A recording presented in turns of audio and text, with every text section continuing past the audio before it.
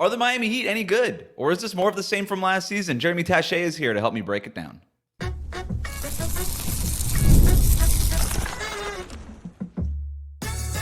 You are Locked On Heat, your daily Miami Heat podcast, part of the Locked On Podcast Network, your team every day.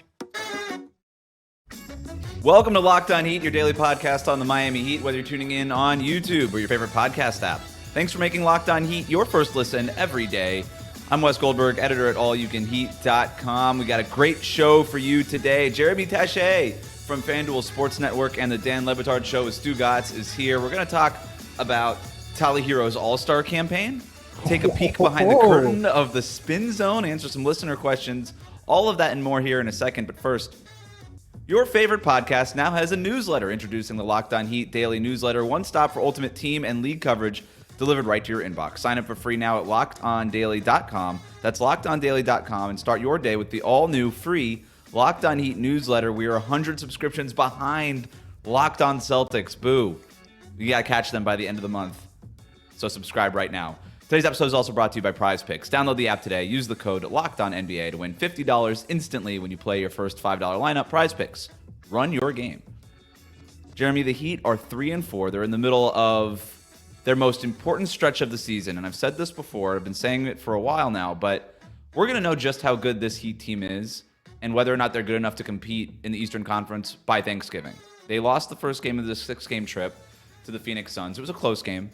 But these next 2 games are really difficult. And then 3 games at home against Philadelphia, Dallas, and Milwaukee is what greets them when they get back from this West Coast trip. And all of that happens before Thanksgiving. We're going to know if this team's good enough. And so based on what you've seen at least so far, where's your confidence level with this Heat team? And I'm going to give you a little bit of a treat here. We're going to rank your confidence level by your confidence in the following UCF quarterbacks. Oh, okay? God. Oh, my God. Okay. I like this. I love where this has started. Okay. So, Mackenzie Milton confident? Are you like 3rd and 10, Mackenzie Milton? Like, okay. Pretty confident we're going to pick this up. Dylan Gabriel confident? As long as they don't have to throw it, we're probably pretty good. Or are we like KJ Jefferson confident where it's a toss-up? You have no idea what to expect. I absolutely love the way you phrase this. Dylan Gabriel confident, Okay. I think is a solid place. And I think for those who don't follow UCF that closely, that probably gets you to like a 7 or 8 out of 10 in terms of confidence that it turns around to an extent. And turn around, there's almost this very like strange element about this season narratively where I don't think anyone outside of within the organization had or has aspirations that this team will be like a top 3 seed in the Eastern Conference, right? Like nobody predicted it in local media and national media. I think all of us sort of anticipate, hey, there's a shot they're a play-in team again. I think those of us who are or were optimistic going into the season say, hey, maybe they could be a 4 seed. But more likely than not, a 5 or 6 seed is the way you feel solid about getting into the postseason.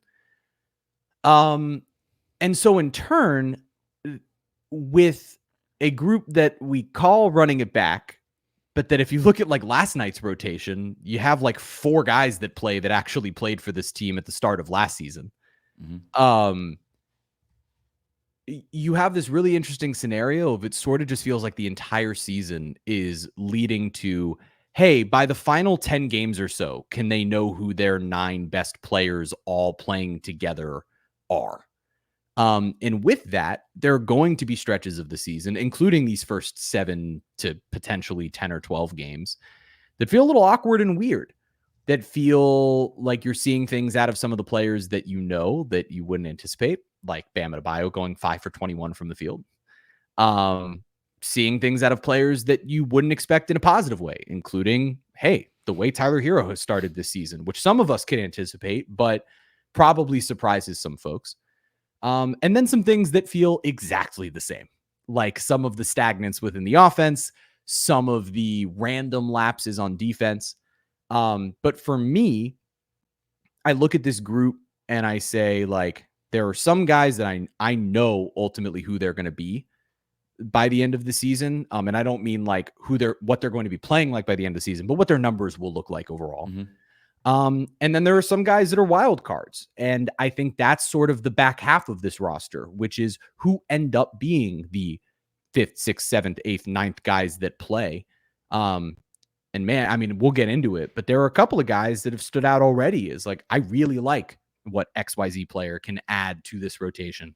Without Jaime the last couple of games, no Kevin Love yet. We have yet to see, and I know fans are probably sick of hearing like, oh man, we haven't seen this group, because then you see the starting lineup together and they've been not good. And so now I'm sitting here pushing the narrative toward, well, now you haven't seen whatever rotation it might end up being. But at the same time, between Erik Spoelstra, Bam Adebayo, Jimmy Butler even, and now I will group Tyler with that, should he remain on the floor healthy. I trust that unit to kind of figure something out.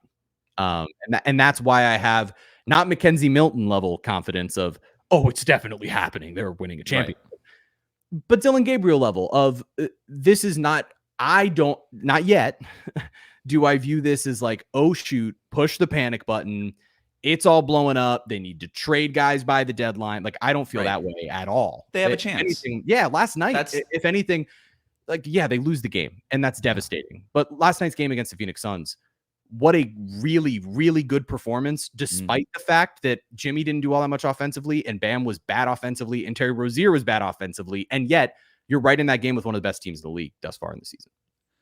Yeah, with Dylan Gabriel, you always thought you had a chance on 3rd and long or something. Yeah, until 3rd and 10 in the fourth quarter, and you catch a little lightning in the bottle, and next thing you know, you got a real opportunity there, and maybe you're winning bowl games. But look, I think in terms of Miami having a chance in the macro view too, look at the Eastern Conference right now. Going into the East, we all had the same top teams, right? It's okay, Boston Celtics, team to beat, they've earned that. And then after that, it was like the Knicks, the Bucks, the Sixers. I mean, based on all the moves that these teams made and where those rosters stand, and maybe you could put the Indiana Pacers in that group. They did make the Eastern Conference Finals last year, but whatever. And I was like, one of those teams is going to fall out. It's never chalk every year in the NBA. Like, one of those teams are going to fall, maybe not qualitatively, but at least in terms of win-loss record, where they are in the standings, they're not going to finish in that order, right? And here we are with Milwaukee and Philadelphia both sitting at 1-6. Bad. There are only 2 teams in the Eastern Conference with a winning record. It's crazy right now. It's crazy. Miami at 3-4, it might not look great in a micro view, right? Like, oh man, like they haven't beaten a team with a winning record since April 2nd. I mean, that's a fact. And so that's an issue. But they weren't bad against Sacramento. They were a Sabonis tipping away from winning that game. To your point, it wasn't a bad performance against the Phoenix Suns. There's a lot that you could feel good walking away out of that game from. But they're still very much in this thing in the Eastern Conference. It is wide open, besides Cleveland at 9-0 and Boston at 7-2. And those teams, I think, are just going to keep winning, right? I think those are probably going to be your top 2 seeds in the East, barring something crazy happening. But after that, wide open. And so escaping the play-in tournament, totally plausible. And to your point, when you have the top end that you have with Bam, Jimmy, and Erik Spoelstra, I do think that there's a floor for this team, which it is proven out to be the play-in tournament. Like, this team is not going to miss the play-in tournament. I think it was a borderline miracle that they made the play-in tournament last year. I felt the same way. I felt the same way. And when you actually, and I promise to let you finish your point here, but like, my favorite storyline in the Eastern Conference is who the heck is going to get the 10 seed. It's my favorite story in the NBA, actually, I think. Like, I know we're all going to be looking at the top teams who can win the title. My favorite storyline this entire season is what trash team is going to end up being the 10 seed in the Eastern Conference. Because, like, if you look at it, there's a very good chance that, like, the Pistons or the Hornets I was just looking at Detroit making the postseason. Like, very serious. Like, this is not a stretch, guys. If you're listening to this, you're within the sound of my voice. Get it through your head that the Detroit Pistons might very well make the postseason this year, based off counting the play-in as the postseason. And that just shows you the lack of panic that I think the Heat organization has around figuring it out over the next several weeks and months to figure out what the best look of this team is, and that the fan base should have. And no, I don't think anyone would be satisfied with another play-in appearance. Can't do it. I don't think you can do it. I don't think, clearly as exemplified by last year, you can't risk it. You also, looking at the Eastern Conference, there is a clear gulf from the Celtics to everybody else. And the only reason I say that, I know Cleveland is 9-0, but not to be that guy, but like, show me you can do it as this unit in the postseason before I will just automatically anoint you. And in basketball, I think more than any other sport, we've seen that bear Totally fruit. fair. So you don't want to play the Celtics, right? Like, not right away, even though there is still a little bit of so the even if boogeyman you win the play-in tournament, even if you're in the play-in tournament, win the play-in tournament, there's a risk that you had last year of, well, maybe if you lose that first game, you end up being the 1 seed. Cleveland could be the 1 seed. Just get out in the regular man. season. Just don't be it. You don't want to face Boston. And Spo even said that. He's like, we weren't ready to play Boston. And no, my argument always was Jimmy, you were never going to be ready to play that version of the Boston Celtics last year. But you can't be in the play-in mix. But to the point here, there's a real chance here that they won't have to. I just think the way that the East is playing out here. I do want to move on into some of our concerns. So I'm going to ask you what your realist concern and then maybe your most overrated concern is, because I think there's some real things and there's some fake things going on in terms of narratives and storylines around this team. Plus, does Tyler Herro have a chance to make the All-Star team? We're going to cover all of that and more coming up next here on Locked On Heat. Today's episode is brought to you by Prize Picks. Prize Picks is the best place to get real money sports action. With over 10 million members and billions of dollars in awarded winnings, Prize Picks has made daily fantasy sports accessible to everybody. You just pick more or less on at least 2 players for a shot to win up to 100 times your cash. Run your game all season long on Prize Picks. Prize Picks is the best way to get in on the action on sports in over 30 states, including California, Florida, Georgia, and Texas. Prize Picks puts their members first, so all withdrawals are fast, safe, and secure. When my picks hit, I can get my money back in as quick as 15 minutes. Prize Picks now offers Venmo for quick and easy deposits and withdrawals into your accounts this sports season. And we have a special promo. If you sign up today, you're going to get $50 instantly when you play $5. You don't have to win to receive the $50 bonus. It's guaranteed. Prize Picks also offers weekly promotions that can lead up to big payouts, like Taco Tuesday. Every Tuesday, Prize Picks discounts select player projections up to 25% to provide even more value for your lineups. You think Steph Curry will get more than 4 3-pointers next week? Is Anthony Edwards going to go off for more than 27 points? Cook up hot takes with your friends and win real money this basketball season when you and your crew run your game on Prize Picks. Download the Prize Picks app today. Use the code LOCKEDONNBA to get $50 instantly after you play your first $5 lineup. Again, download the app today. Use the code LOCKEDONNBA, and you're going to get a $50 bonus instantly after you play your first $5 lineup. Prize Picks. Run your game.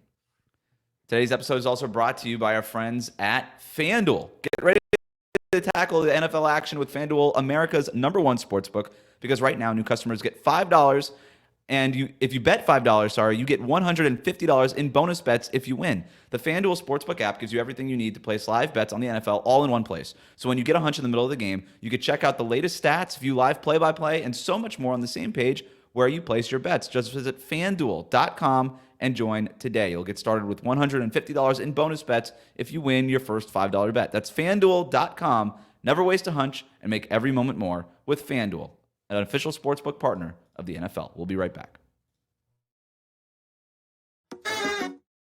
Thanks again for making Locked On Heat your first listen of the day. The best way to support the show. Like and subscribe on YouTube. Follow us on your favorite podcast app. Here with Jeremy Taché from FanDuel Sports Network and the Dan LeBatard Show with Stugotz. Got some listener questions that I want to throw your way here in a second, Jeremy. But first, realist concern, most overstated concern. What's a real concern you have about this Miami Heat team right now? Defense. I think that we were just discussing the way that they need to figure out what the rotation is going to look like. And I think that at the present moment, you can be concerned somewhat, understandably, about the offense, right? That starting unit has a pretty horrible net rating together. The ball is not actually moving that well amongst the starting group. You could talk about chemistry, whatever, blah, blah, blah. The bigger concern is that they can't stop anybody with that group. And in figuring out what those rotations are off the bench, there are several groups that end up on the floor and just can't stop anyone. And this organization and this team and this core has built its identity on, we're going to have a top 5 defensive rating in the league. And at the moment, it's not just like mental lapses or getting used to each other. You look at the personnel and you say, I don't know that that's going to be a great defensive team. And you kind of need to be if you're going to have this offensive personnel. I think that that's a fair concern to have. Again, going back to what we said before, I still have Dylan Gabriel level of confidence that they'll figure it out. I think that there are groupings that you can have together, and there are things that like are sort of glaring about that starting unit and the rotation and types of players that maybe could thrive better playing against a second unit that I don't know if we'll get into in this episode. Maybe we'll get into it in another episode when I come back or over on Miami Mic'd Up. But there's enough to change it, but the defense is a legitimate concern. Yeah. If I want to talk about a concern that I think is overstated. Well, can I stop you on the defense? Because I agree. It's such a great point. So they're right now 14th in defensive rating for the season. Not good enough. I mean, this was a team that was 5th in defensive rating last year. And by the way, that was a surge late. That defensive rating was not that good, which is part of why they struggled so much throughout the season. And I do think it was fake. Late. I thought it was a fake defensive rating. I thought it was a lot of smoke and mirrors because Miami's problem last year was that they couldn't beat good teams. It's still their problem this year. If you look at their defense against the good teams last year, it was average. Awful. It wasn't good. They bumped up their defensive rating against the Wizards and the Pistons and the Hornets and all those teams last year. Playing zone against those teams. And playing zone. Them. And so when they played the good teams, the playoff teams, the team you have to beat to make an NBA Finals, they weren't very good. And that to me was always the difference is I thought last year's defense was fake, and going into this year, I called it out, and I said the defense isn't good enough. And I think the starting lineup needed to reflect more of a defensive strategy than an offensive strategy because I didn't think that there was going to be a world where Miami offensively was going to be elite. I did think that there was a world where maybe you can kind of pull a Timberwolves or Magic from last season where you're below average offensively, but you have a legitimately elite defense. And don't let like the moniker of top 5 in defensive rating fool you. They were not elite, even close defensively. Orlando and Minnesota were elite. Their defenses won them games. Yes. Miami's defense kept them in games, and then their offense lost them those games. Huge difference in those things, by the way. Huge difference. And to your point, too, the starting lineup, I mean, I already told you 14th in defensive rating this year. That starting lineup has a defensive rating of 119.5. That would rank 28th in the NBA right now. They can't stop anybody. Right. And but that's very bad. And so it is a very real concern. It's a very real concern that I have now. I'm sorry. That's very bad. It's so funny. We'll see what happens. I do think that you can replace Nikola Jovic with Haywood Highsmith, and maybe that helps them a little bit there. But there are other issues when you're building your backcourt around Tyler Herro and Terry Rozier. Like they're just going to have inherent limitations in what you could be defensively. Yeah, I'll say it here and I mean, I guess clip it if you want, but please don't. Just because I actually think that the Heat would be better off moving Terry Rozier to the bench and bringing in either Haywood Highsmith or Jaime Jaquez to the starting lineup. Or both. I do think that if Niko Jovic goes to the bench, he becomes almost useless within the rotation. Agreed. And so I think for confidence, for growth, for potential trade value, you don't want to tank what you have built in Nico and the confidence that he does have. And I think already moments like last night where he doesn't start the second half can do some of that, but he kind of not needs to remain a starter, but I think the most value that he can bring is initially with a starting lineup. And then, not to put too much emphasis on Kevin Love, right? But like, I do think Nico and Terry playing alongside Kevin Love, who can help push offensively and let those guys run and score against second units, is not a bad idea. I know Eric Spoelstra is going to be, again, tweaking. There's no part of me that's like, oh, I know more by any means. I just think that at the moment, the starting lineup struggles. You could argue it's offense, but you just pointed out it's a lot having to do with the defense. And I don't know that inserting Haywood Highsmith just for Niko Jovic all of a sudden fixes that. Right. I think that keeping Nico's length in that defense alongside now Haywood Highsmith being there as opposed to Terry Rozier potentially changes some of those things. And so for me, that's the first like major tweak that would end up happening that you could see. That was the starting lineup that I kind of wanted to see at the beginning of the year because I think it brings a little bit more balance to the roster. I'm with you. I would keep Tyler Herro for his spacing. Tyler's got to start. First unit. The one problem I do have with taking Rozier out of that starting group, and maybe it's not a big deal, but it is just a little bit of a thing to think about, is no player on the Heat has assisted Tyler Herro more than Tyler Herro. Than Terry Rozier. Yeah. And so when you talk about Tyler Herro thriving in these catch and shoot type of things, you don't want him playing point guard. That puts him back on the ball. Could you argue, though, that has more to do with just Terry having the ball in his hands? Yeah. So could that not theoretically turn into Jimmy or Bam or Jaime in that role? It would just be Tyler still needs to play off the ball. The reality is that this offense has been so much. This offense is not a point guard making a bunch of reads and decisions. This offense is built around the idea of player and ball movement.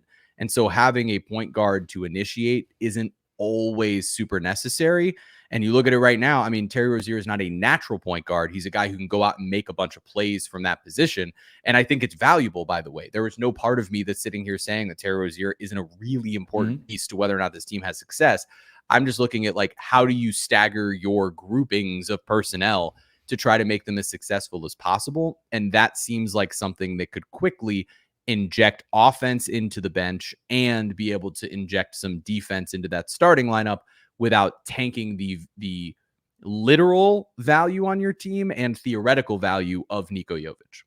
No, you're right. And you would just have to have buy-in probably from Jimmy. Just say, okay, well, Terry Rozier helped with the drive and kick. He gets into the paint of the defense, and then he's able to kick out to Tyler Herro or somebody else. If you were able to get Jimmy to do that early, then that's fine, and I have no problem with it. But it was just something that, you have to think about if you're making that kind of change. Certainly. In terms of fake, or overrated storyline type concerns, my main one was the third quarter. Yeah. Are you with me on that? I mean, I think that one's wild. And I think that's a perfect, here, you go with what you were going to say, but I'll follow up with where we were at before. No, listeners have heard my point on this already. I mean, I spent a long time trying to figure out what was going on with the third quarter, and my research showed that it was all just chance, and it was just a weird thing that I thought in a small sample size was strange. It was like getting tails on a coin flip 20 times in a row, where you just kept missing shots and your opponent just kept making shots. And I went back and looked at all those shots. I've done this whole spiel on the show already, but I did think it was going to smooth out over time. Now, credit to Eric Spoelstra. He made the starting lineup change in the second half against Phoenix, had Kel'el Ware come in instead of Thomas Bryant. That seemed to juice up guys a little bit more. Yeah. Even by the end of the third period, that second unit gave up that 15-point lead, and then all those issues that have dogged the Heat in the third quarters, they just got pushed into the fourth quarter. Yeah. And that's when they started missing shots. So I just think it's sort of a make or miss thing, but that's my deal. But what's sort of but let's move off the third quarter because we've spent so much time on it. What's your most overrated sort of storyline concern going on right now? Bam. Okay.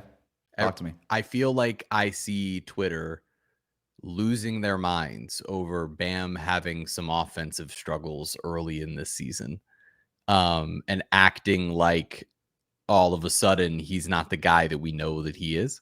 Mm-hmm. He is that guy. Don't worry. One bad night in Phoenix or a couple of unaggressive nights don't mean that he's not that guy. There is no player on the Miami Heat who has to adjust more to what it is that they're doing offensively now than Bam Adebayo. Agreed. And Jimmy as well. There's a huge piece of Jimmy that has to change ever so slightly with that. But the difference between these two guys is Bam became a great offensive player almost reluctantly. Yep. And it does not come natural to him to want to take over the game on that end on most nights. He can do it. He's capable of it. He most of the time knows when he has to. And has become willing. It's one of the greatest things that we've seen in the growth of his game, not only physically, but mentally. But in a offense now that's designed around getting the best look and such an emphasis on points in the paint right around the rim and 3-point shots, you saw it in the first few games that Bam was not pulling the trigger.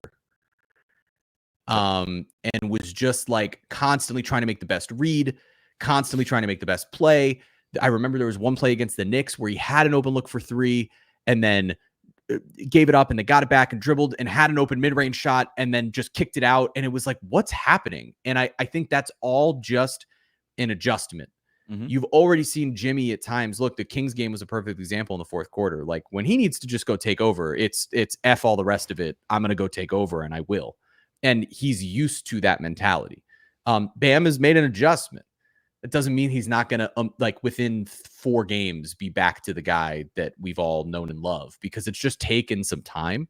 And I think last night shows you sort of what I'm talking about, which is like he tried to kind of shoot his way out of it. He tried to get over aggressive.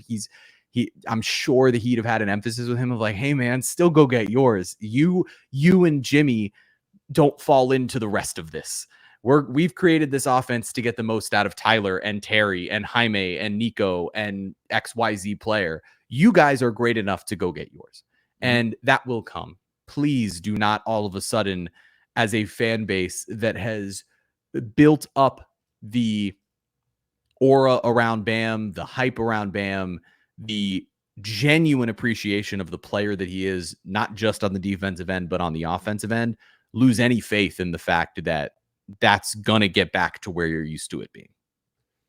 I have a couple things that I want to talk about with Bam plus Tyler Herro, and then we're going to kind of get into the spin zone here. A little bit more, a few more here, a few more things to hit here with Jeremy Taché after the break. Jeremy, what kind of underwear do you wear? Ooh, that's a great question. Boxers or briefs? Briefs. So people ask me a lot what kind of boxers I wear.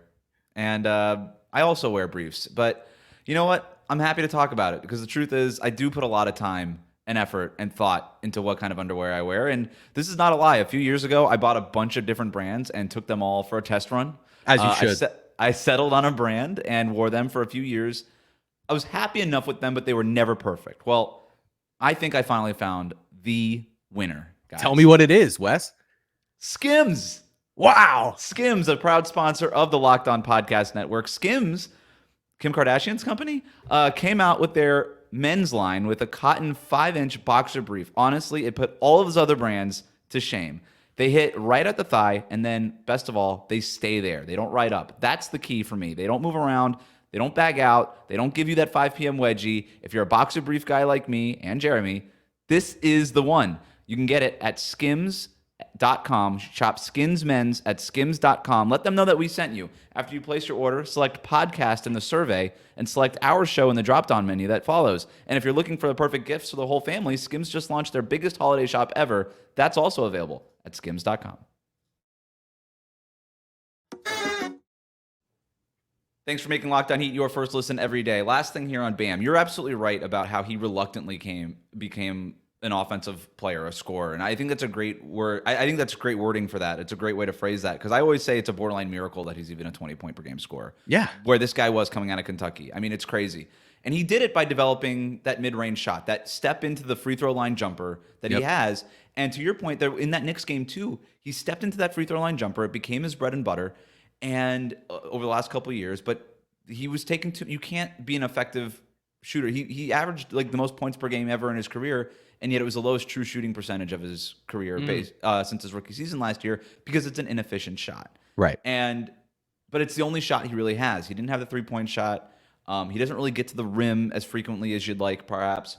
But you saw in that Knicks game there was a possession there where he stepped into it. It was in rhythm, and then you can almost see Eric Spoelstra's voice ringing in his head saying, we don't take mid-range shots anymore. And he has the ball up, puts it down, Josh Hart swipes at it, and it's a turnover. Yes, and exactly. So he needs to figure out where his spots are going to be. And even in that Phoenix game last night, he got to the rim, but the reason he developed that mid-range jumper is because he's smaller than guys like Jusuf Nurkic. And so when you're closer by the rim, it's sort of the movie theater thing where if you're sitting in the front row and you got to look up, it's just harder to get there. Where if you're closer to the rim, it's almost harder to get it over those guys. And that's what happened. He got his shots blocked. They were getting deflections. He wasn't able to get a feel for it. And yeah, he missed a few bunnies for sure.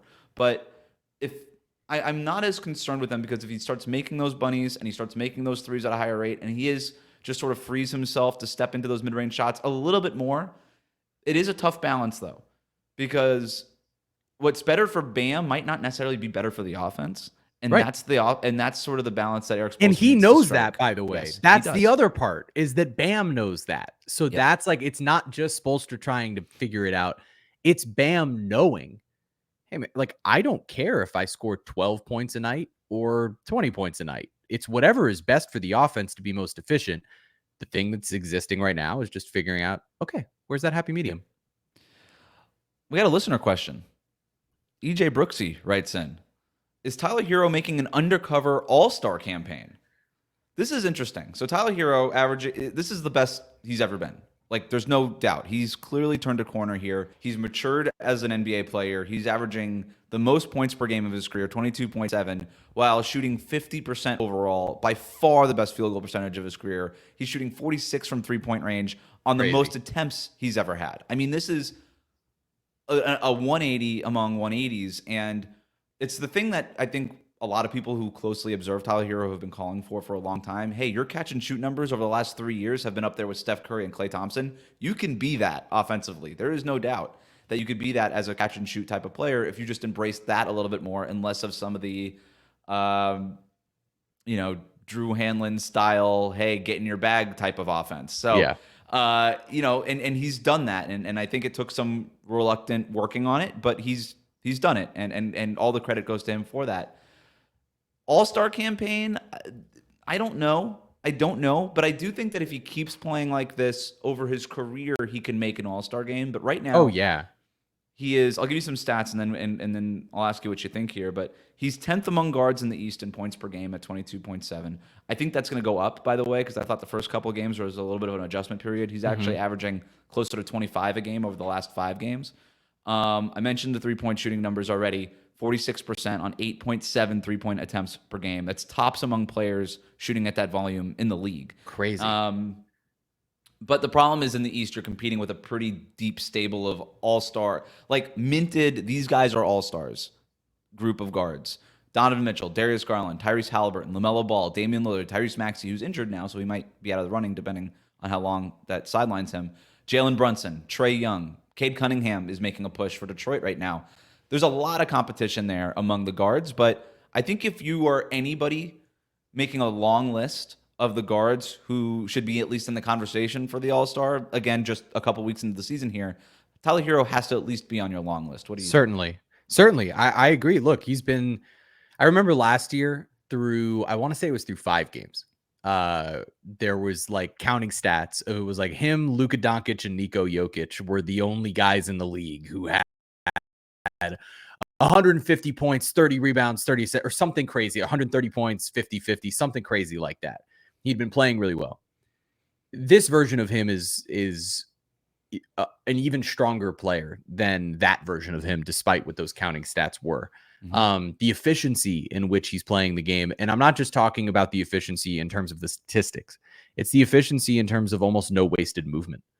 The only time that you see him like just dribbling around is because there's 10 seconds left on the shot clock and whatever plays they tried to run offensively just didn't work and everybody got stagnant. So he's trying to create his own shot as the only guy on the team who's been able to thus far this season.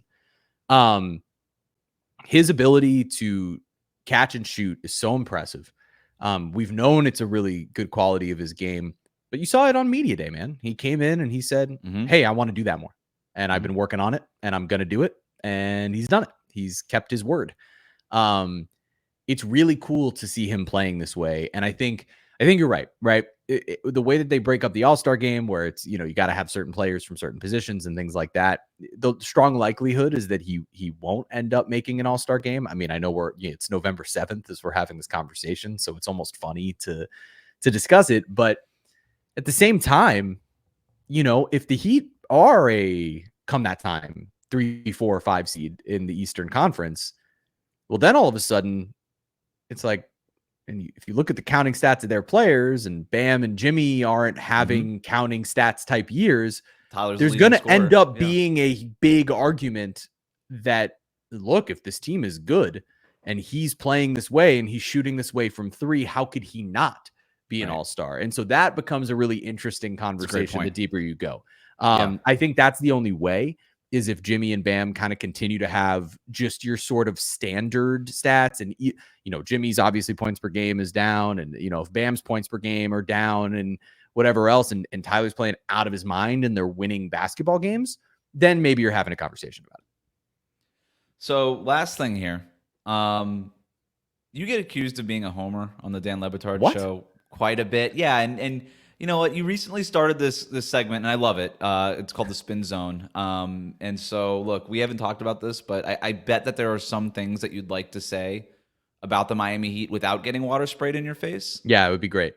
So, floor's yours, man. Like, thanks, man. Yeah, it's not as full of a room. There's not like 12 people here yelling at you. It's just thank you. You have the microphone. Go for it. I appreciate that. For those of you who don't know what has happened here, basically, I started on the Dan LeBatard Show in not last Miami Heat season, but the season before. At the very beginning of the season, they only brought me on the air to be a Heat expert, and that was how I was positioned. This guy knows as much as anybody about the team. He's around the team. Dan, that's the way he sort of gives credentials. And I spent the whole season telling them exactly why, despite being an 8 seed, I believed that they could make a run. And then they made a run, and I got really cocky about it because they told me to. They said, embrace it. And I said, okay. And then that turned into, hey, actually, you're a homer and you're bought and paid for. And I went, what? I thought this is what you asked for. And so last season, as I tried to sort of explain with, my normal positive slant, which is just who I am, what was going wrong or what, every time it was dismissed as, homer. And so I decided to embrace this homerism and create what we call the spin zone or the spin room, where I literally go into a room with a green screen and I spin on a cycle. And then they spray me with water as if it's sweat, which is, I don't know how that part started, but here I am just getting sprayed in the face with water as I basically give whatever the positive slant could be. Now, that said, there are several things that I've not said in that room that I wholeheartedly believe, including Pelle Larsson is a bleeping baller. This dude is so good. And I've been telling everyone in that studio since July, since the summer league, when I first had a conversation with him after his game winner in the summer league. And I was like, this guy gets it. Like, I don't know how good he actually is, but this guy gets it.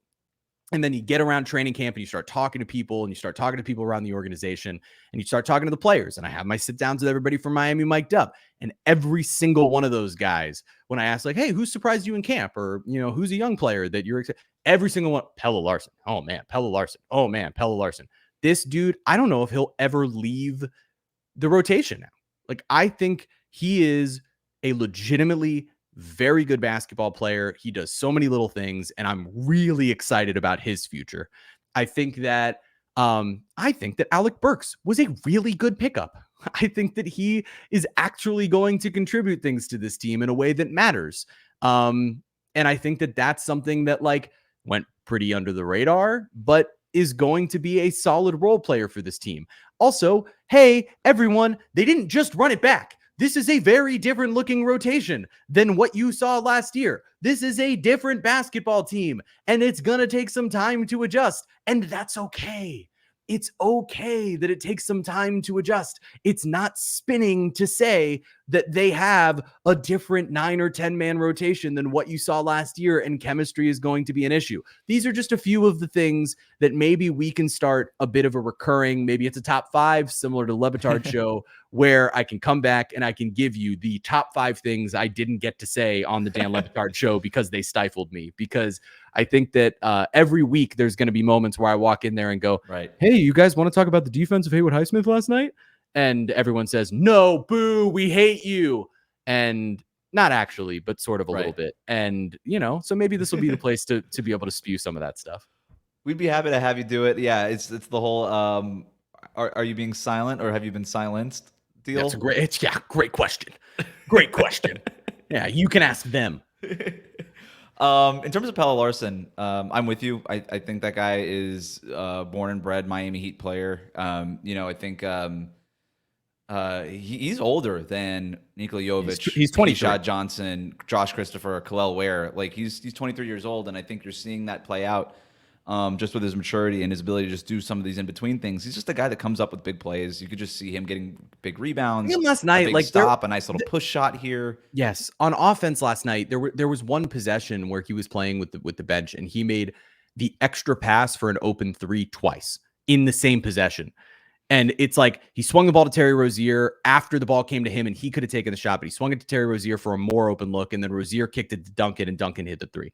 And then like the next possession, he did the same thing. And it's like he just does all the little things right, and it's the same feeling of watching Jaime early in his career. And these are 4-year, 5-year college basketball players that know the game.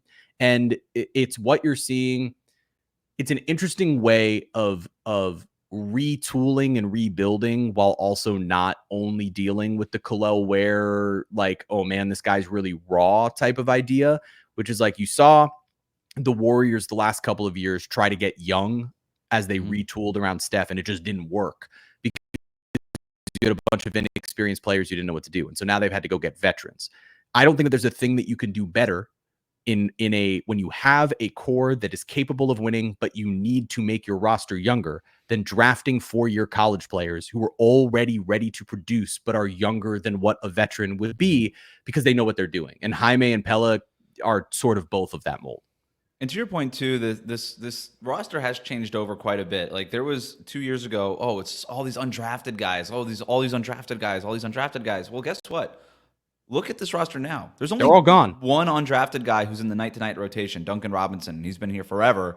And then Haywood Highsmith sometimes, right? And we'll see what his role ends up being. But it's first-round picks. It's Jovic. It's Jaquez. It's Kalel Ware. Like that, they have increased, I think, their raw talent profile in a major way. And I think that's something that this Heat team also desperately needed.